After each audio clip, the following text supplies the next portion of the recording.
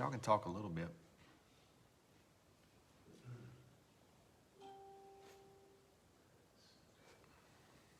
Yes, as usual.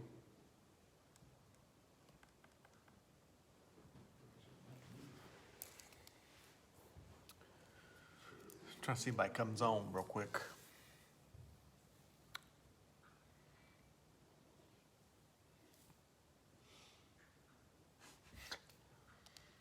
I'm watching it on here too. It's delayed. Well, this may be it tonight. It's a nice little crowd, though. I mean, what we normally have. So, hopefully, some folks will be joining us here fairly soon. It is just 7:02, so people should be getting a notification if they're on Facebook that we're live.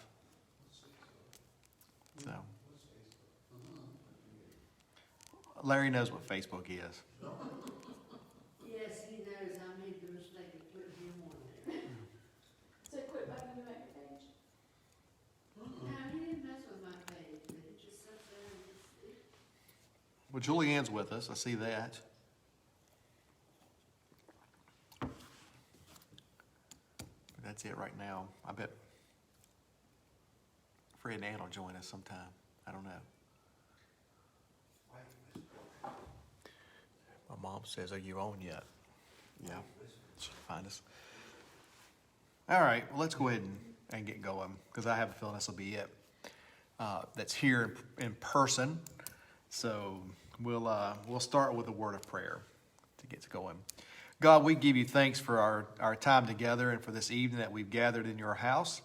And even those that are joining us here on Facebook, we are glad to have them join with us. And so we're just thankful for all that you do for us and all that you give to us. We thank you for this day that you've blessed us with and for the wonderful weather that we've had so far in this fall of season.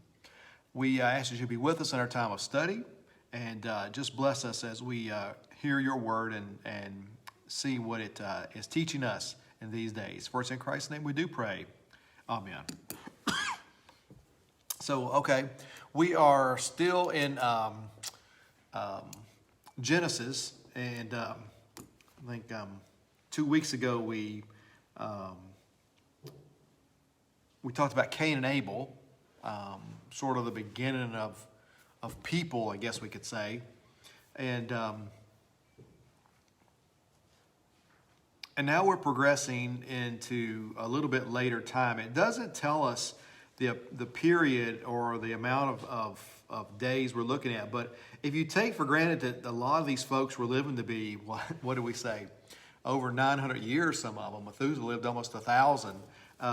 You've got quite a time span between, I guess, Adam and Eve here, the death of Abel, and then the beginnings of mankind's history as they're starting to populate the world a little bit. And then we also concluded last week in the first parts of chapters, procreate with human women, and so it creates this conflict that is beginning to take place. And it upsets God so much that he decides that he needs to wipe the face of the earth off, get rid of all these people and what they've done. And so we want to begin with the story of Noah tonight, and that'll be chapter 6, starting at verse 9, is the story of Noah. Remember, he is the son of Lamech, and so he is the descendant of Adam in that way. So we immediately see what kind of person Noah was. This is an account of Noah and his family. Noah was a righteous man, the only blameless person living on earth at the time, and he walked in close fellowship with God, and he had 3 sons. So we see 2 things or 3 things about Noah right now immediately, don't we? Is that he's a righteous man, he's blameless, and let's read a little bit about that. And it wants us to make sure that we realize it doesn't mean he's perfect, does it? But in the eyes of God, he is doing the right things. He's living right. I mean, that's what righteousness is, isn't it? It's right living. And then it says that he walked in close fellowship with God. So it gives us kind of a clue of the type of relationship he undoubtedly has with God. That, as we've seen early on, there's this strange kind of communication that people seem to have with God, isn't it? It's different from what we think about for ourselves today. When we think about praying to God, we don't think about having, like me and Bill could sit here and have a conversation with one another. But it looks like that's kind of what they were doing, doesn't it? Remember the story of Adam and Eve, and then you have Cain and Abel, you have Cain and him walking. And so there's this close relationship, it says, between God and Noah. And then it reminds us that he has 3 sons, Shem, Ham, and Japheth. And we need to be mindful of that because they are the ones, when all this is said and done, are going to have to carry on the repopulation of the earth, aren't they? Them and their wives. Because how many people are going to be left after this flood story? Just Noah's family, isn't it? So that's what, 2, 4, 6, 8 people, isn't it? That's left. That's it. And so you've got to restart all of this again, which goes back to our stories, what we had last week, wasn't it? Where do these women come from? So all these people can marry. Well, you're going to have to start this kind of process all over again. And you can't let that kind of interfere or kind of repulse you in some way. It just has to be done because this is the only people there are at the time. So again, we have his 3 sons, which are mentioned in verse 10. And then verses 11 through 13, we'll look at for a moment. Now God saw that the earth became corrupt and was filled with violence. God observed all this corruption in the world, so everyone on earth was corrupt. So God said to Noah, I have decided to destroy all living creatures, for they have filled the earth with violence. Yet, yes, I will wipe them off along with the earth. Which you have to kind of clarify there. He says with the earth, doesn't it? He's going to wipe it all off, wipe everything away. It's like he's going to start to have a clean slate, isn't he? Because remember, at the beginning of Genesis, we saw that the earth was without form and void, and it just had this nothingness to it. And it's almost as if that's what's going to happen here, isn't it? That he's just going to take care of everything. Because when you think about it, if you have that much water, what all is it going to destroy? Besides people and animals, bugs, land. It's going to be so high that birds probably can't even exist in some way. And so, and we notice it's because that God has just found things to be so much of what he didn't want it to be.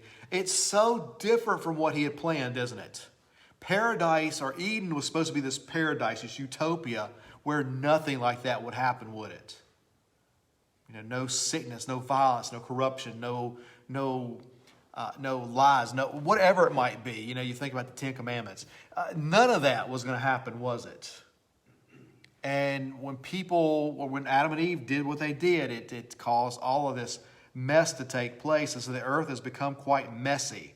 And I would suspect it kind of flows exactly with what earlier on we saw, where you had these fallen angels who had come down and sort of corrupted people as well. But it began early on with Cain and Abel anyway. I mean, they brought about the first murder. It brought about the first lying, the anger, all of these things. And anger creates violence sometimes, doesn't it? It creates corruption. It creates a dissension. It creates hostilities. It creates division. And so, all of this has taken place, and all the people here, and God just says, I'm done. I'm done with it all. And he didn't have to save Noah, did he? But he found that this person was blameless, and I guess this is God's way to say that, I may be angry, but, if this was my creation and it can be done again, let's just, instead of, just completely wiping everybody off, let's just start over again. It kind of demonstrates to us that there is a grace to God, isn't it? And we know that anyway. We know that God is very redemptive in who he is. And there is going to be some redemption here, is it not?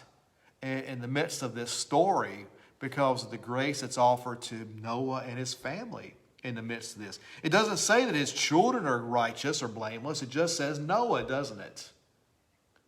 But God needs them to carry on what is going to take place. And this sort of punishment that we do think about, when we think about God's wrath and anger in the midst of this, what does it tell us about God sometimes? Or what do you think about God in the midst of this? Does it seem like the God that we think about when we think about Jesus who came and died for our sins and rose on the third day to give us this new life? But all of a sudden there's this angry God in the midst of everything? In Old Testament, we kind of feel like we see a different God at times, don't we? We kind of see one that can be sort of wrathful at times, can sort of be do these things to us, Mad. sort of mad at enemies, isn't he? Vengeful to a certain degree. Yeah. And it almost seems like here's one of those moments, but then all of a sudden you also have him going, well, but I'll save these people and I'll start it all over again.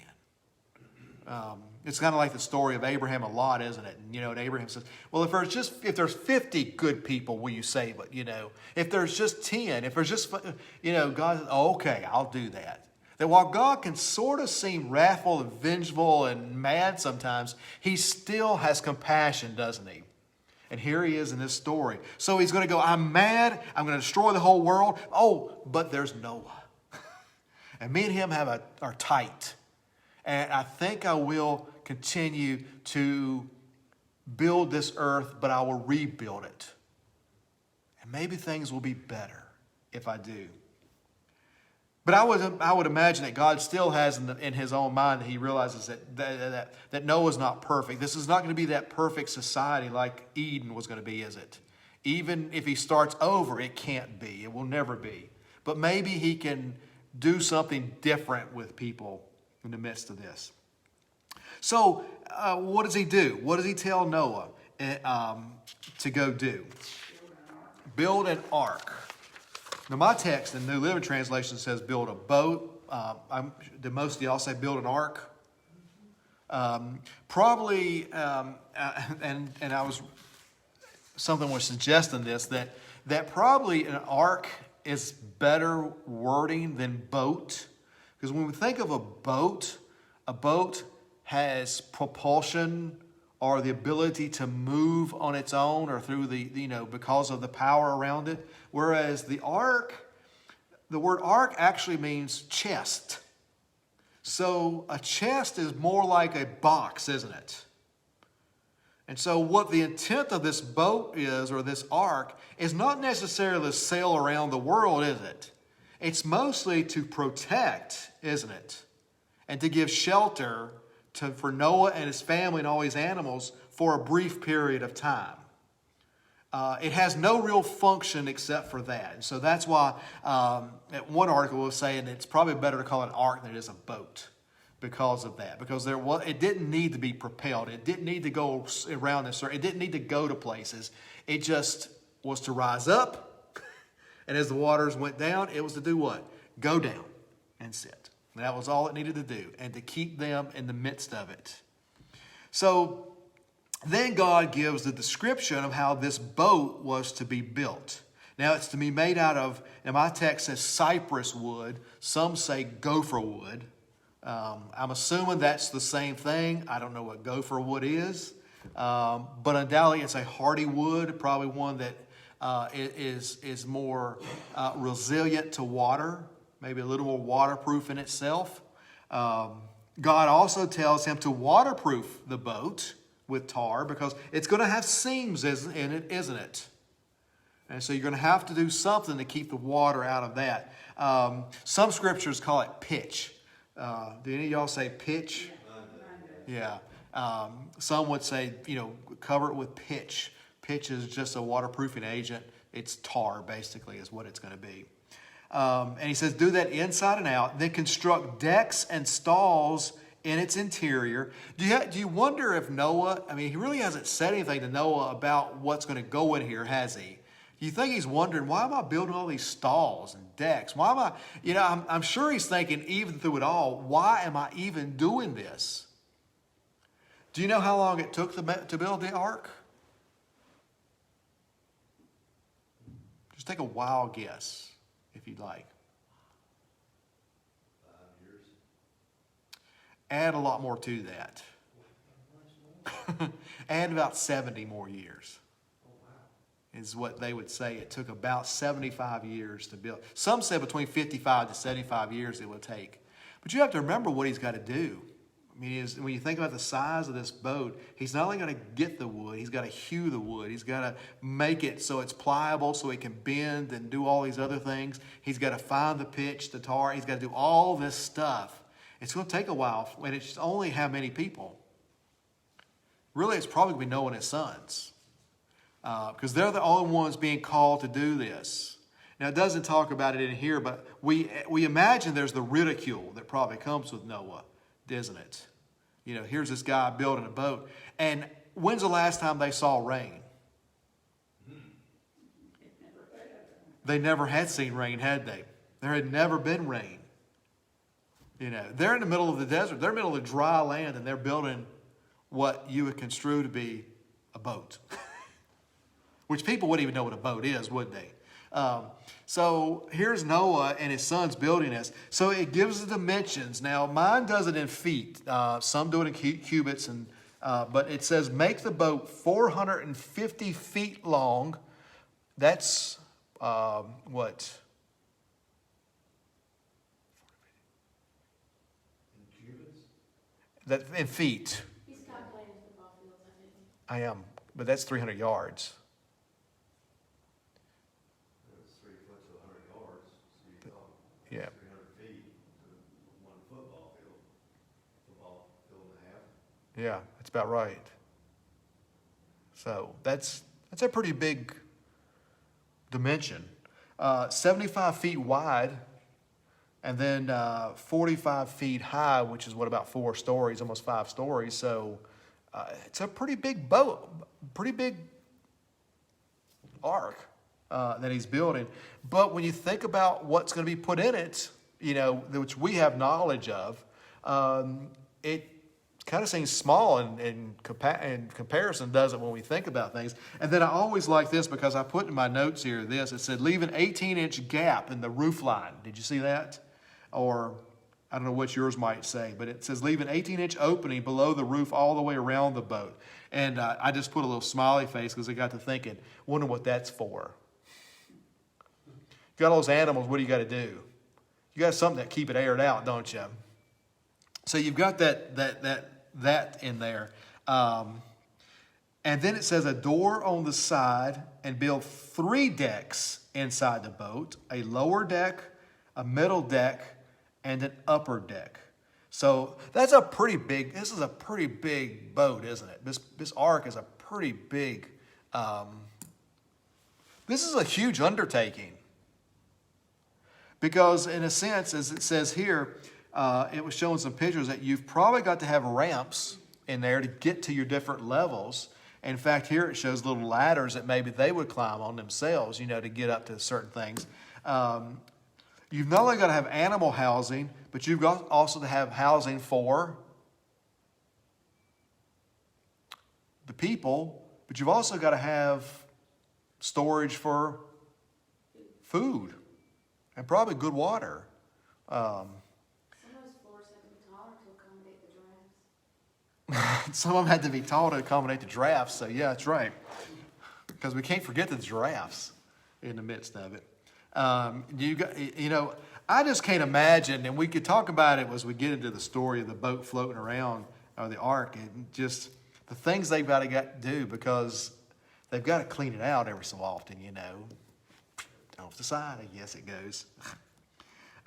So again, here is God in verse 17, talks to Noah again. He says, look, I'm about to cover the earth with a flood that will destroy every living thing that breathes.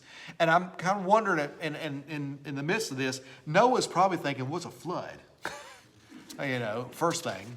Why am I building an ark? Why am I building this big vessel? What is a flood? And then God says, everything on earth will die. Verse 18, but I will confirm my covenant with you. Now, what's a covenant? Promise? A promise, or definitional terms as an agreement between. So it's an agreement between God and Noah, which will also be for mankind. But for Noah here in this moment, we'll say the covenant with humankind later, won't we? So enter the boat, you and your wife and your sons and their wives. Bring a pair of every kind of animal, a male and a female, into the boat with you to keep them alive during the flood. Pairs of every kind of bird and every kind of animal and every kind of small animal that scurries along the ground. So they got to keep mice and rats and all those good things, don't they? And then talking about these animals says, will come to you to be kept alive. I think that's an interesting part about, and one of the notes said that in chapter 6, verse 19 there, it says that they will come to you to be kept alive. It was talking about migratory patterns of animals and how they do migrate at certain times, but you know, we always know that there's a wisdom to animals. If you ever watch some of the Discovery channels or the animal shows, when a storm's about to come, what do animals do? When it's about to come, they get it. They know, don't they? And they try to find shelter, don't they? They try to find a place to get away from it. You know, they talk about these areas and, you know, they have tornadoes and stuff. And people can tell just by some animals sometimes that those animals know how to get away at times, you know, don't they? And these storms, and they talk about in Africa and various places, they know when storms are coming. And so maybe, I think this is God doing this though, is that He is bringing these animals, certain ones, to the ark. Can you imagine the ark animal world and 2 giraffes are going, well, we got to go. And the other ones are going, well, we're staying here, you know. But there's only going to be 2 of every kind, it says. So chapter 7 is a little funny. Oh, I need to finish this. It says, and be sure to take on board enough food for your family and for all the animals. So Noah did exactly as God has commanded. Now, remember, when we talk about the amount of food that we need, how many days were they on this ark floating around before the water started to recede?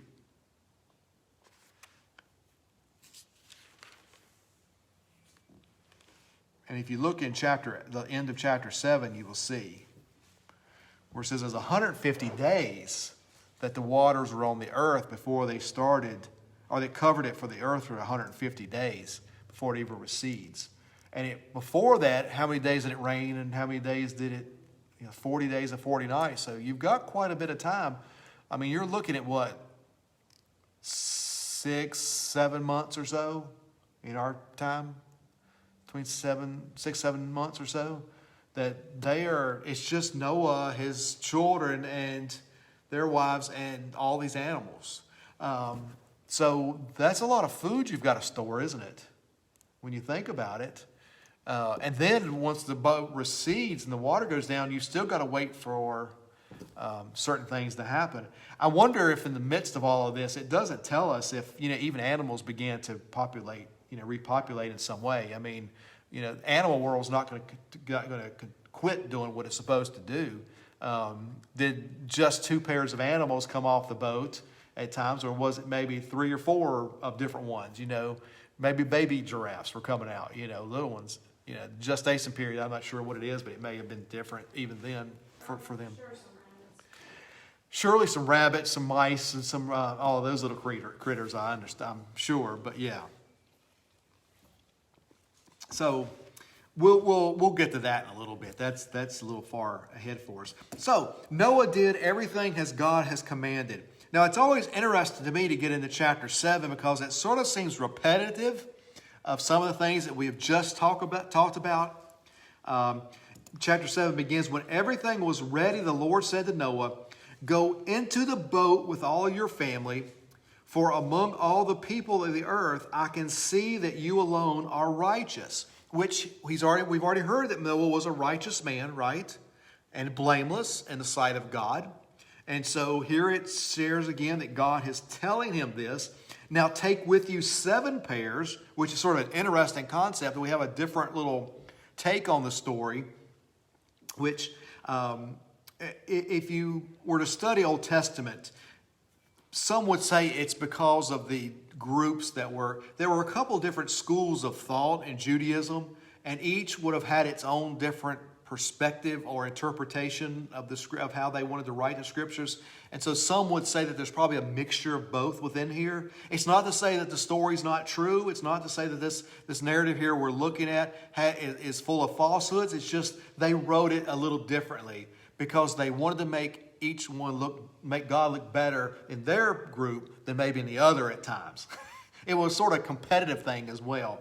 So here's this 7 pairs of animals, male and female of each animal. And then in this one it says, I have approved for eating and for sacrifice, which in a way almost feels like it eliminates some animals, doesn't it? Because I don't know. We haven't set any dietary restrictions yet or regulations, have we?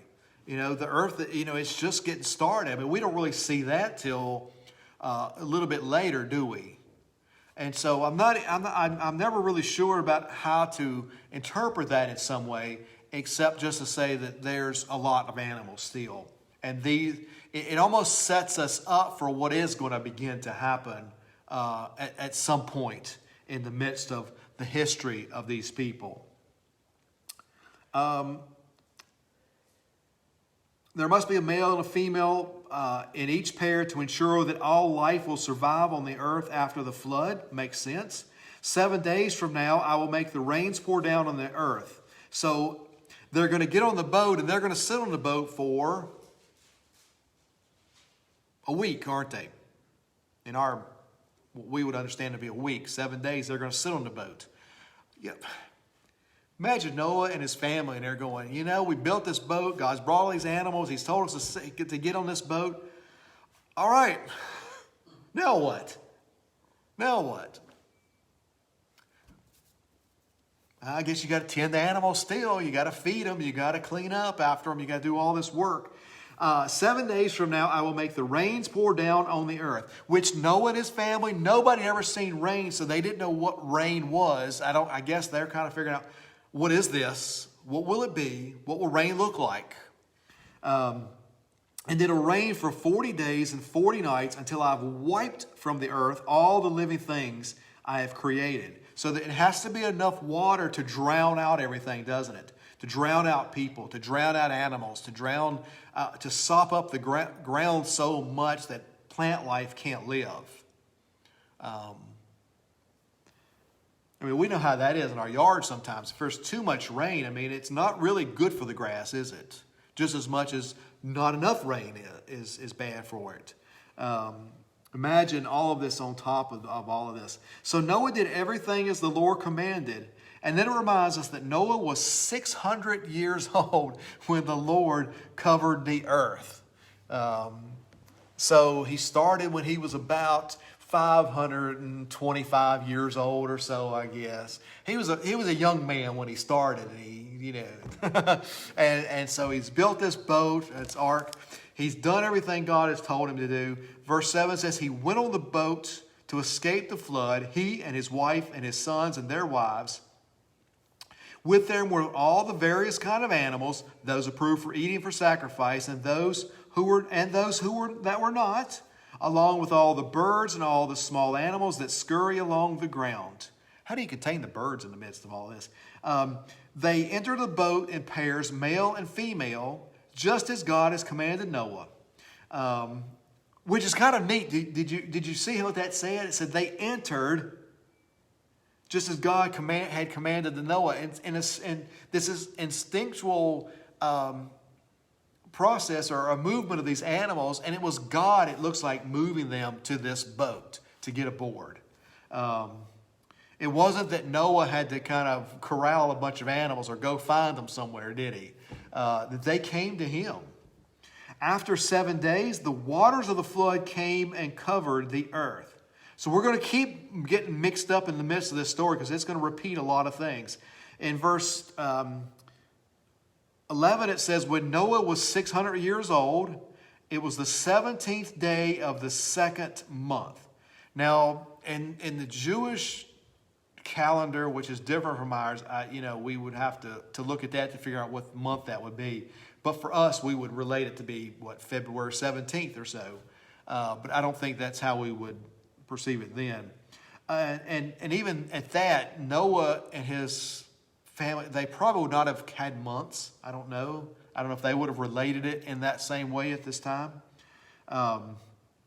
It says all the underground waters erupted from the earth. As one author said, this cataclysmic event took place. This geographical event took place that just pushed water from underneath. So that kind of tells you that it wasn't just this heavy rain that all came down, was it? It also came up and helped to create or cover this earth.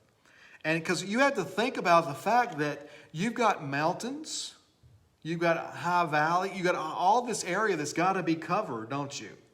And it has to be covered not just with this much water. It has to be pretty deep, doesn't it, to do this? And so all this water is not only coming down, but it says it comes up.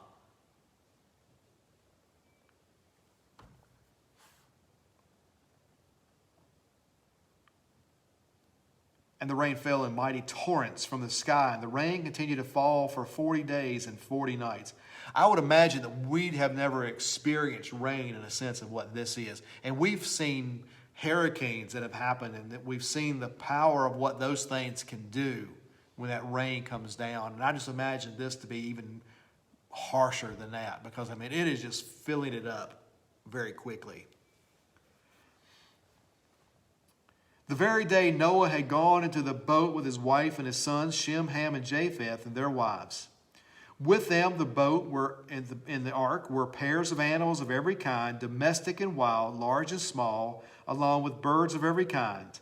2 by 2 they came into the boat, representing every living thing that breathes. A male and female of each kind entered, just as God had commanded Noah. And then the door closed behind them. It doesn't talk about the people around them. We always see the little pictures. Have you ever seen the paintings that shows people beating on the door and banging, And I don't know if that's what happened. People were pretty ridiculing Noah, weren't they? And I would imagine this water had come up and was going down. I would imagine that it probably happened so quickly they probably didn't have time to even get near that, because this boat probably takes off pretty quick. Can you imagine being in that boat and all of a sudden you're sitting there and all of a sudden you start going up, For 40 days the flood waters grew deeper, covering the ground and lifting the boat high above the earth. As the waters rose higher and higher above the ground, the boat floated safely on the surface. And here we go. Verse 19 says what? The water covered even the highest mountains on the earth. If we imagine what the highest mountains must have been and how this earth is being formed and what it must have looked like even in those days for them to be thinking about. Even the highest mountain is what Everest, and it's 25,000 feet above sea level or something like that. It's just, that's a long ways up, isn't it? And to think that the waters in this portion are going higher than that. That's just, it's hard to imagine, isn't it? It's hard to imagine this deep water of what it is in this moment. That's miles of water. That is just wild. But it had to be done, didn't it? Because it creates this cleansing all underneath. And here's this boat, the boat of salvation that's just floating there. God's grace for this family. But there's going to be redemption for the earth, and it's the boat gets ready to prepare to go down. As the waters finally, it says rising more than 22 feet above the highest peaks. So it still had quite a bit of way, 22 feet. They don't have swimming pools that deep, do they? Go 20 deep, 20 feet, most of them. 22 feet. All the living things on the earth died. Birds, domestic animals, wild animals, small animals that scurry along the ground, and all the people. Everything that breathed and lived on the earth, on the dry land, died. God wiped out every living thing on the earth. People, livestock, small animals that scurry along the ground, and the birds in the sky. All were destroyed. The only people who survived were Noah and those with him in the boat. And the flood waters covered the earth for 150 days. So you had the 40 days and 40 nights as the water is rising and coming down. And then I guess that 150 days is as everything kind of stopped. That as it calms down, all they are doing is just floating there for 150 days.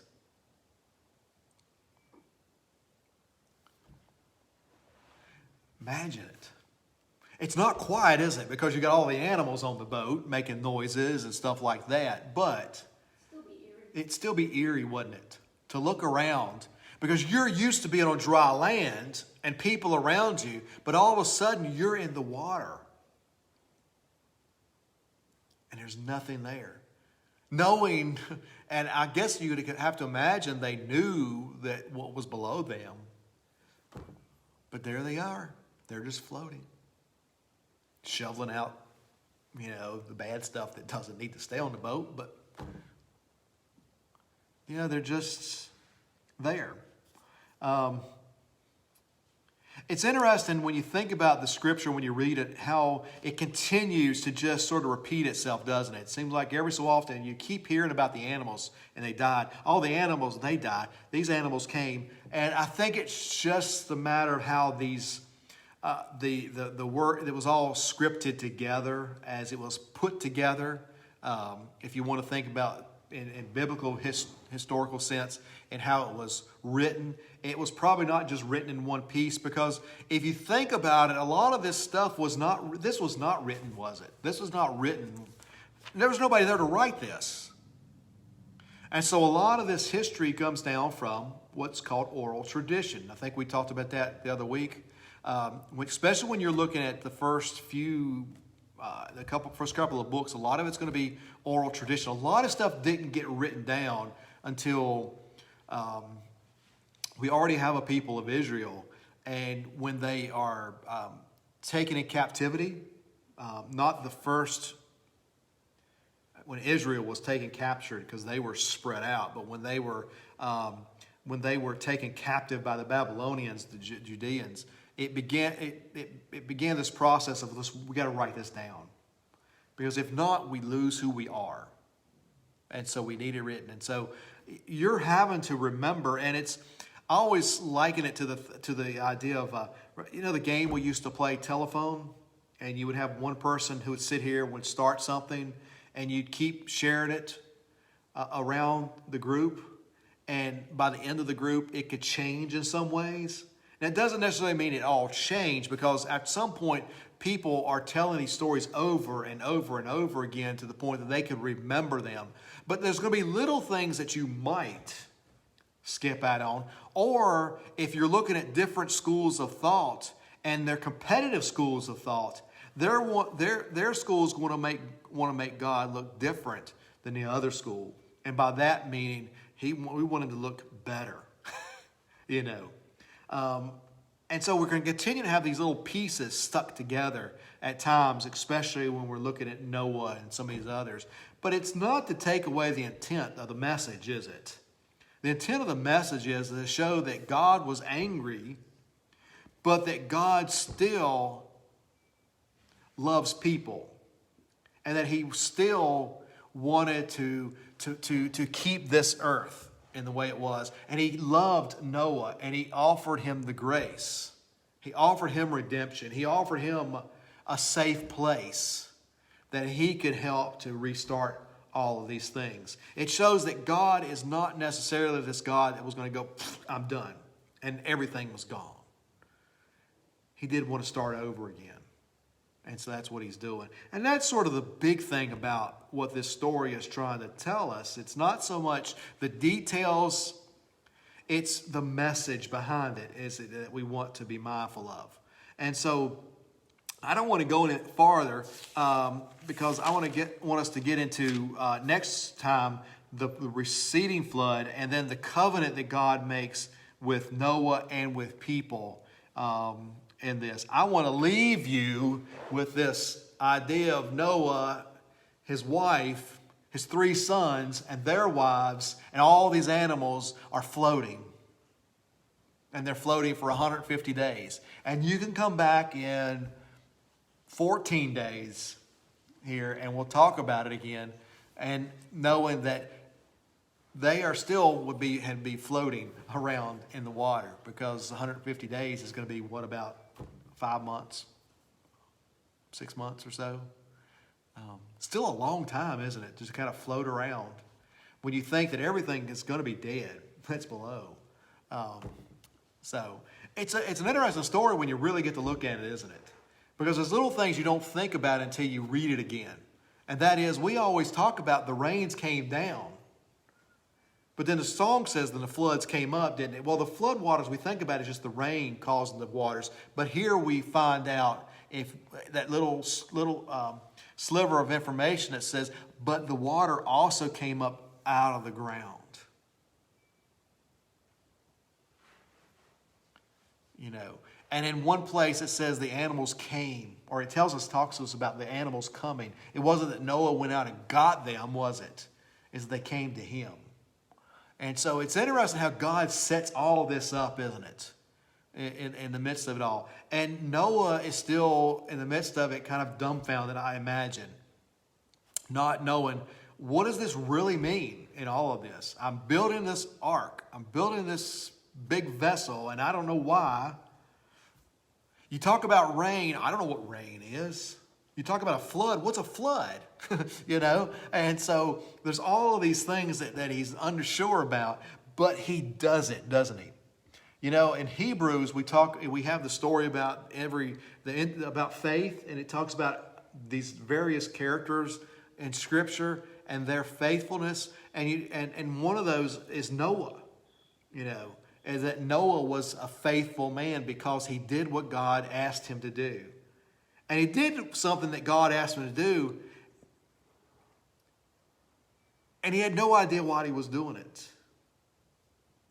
He just did it. I mean, it's a strange request, isn't it? All right, I want you to build an ark. I want you to get cypress wood. I want to tell you how big it's going to be. And I'm sure Noah, as he hears that size, is going, it's going to take me a little while, God. You got time. You know, and he does it. But the end results are going to be what's going to benefit us as well. So take that as you go. And thanks for coming out tonight. Thank you guys for spending some time with us too. And so when we come back in 2 weeks, we will begin exploring chapter 8 and 9, maybe a little bit of 10. So good evening.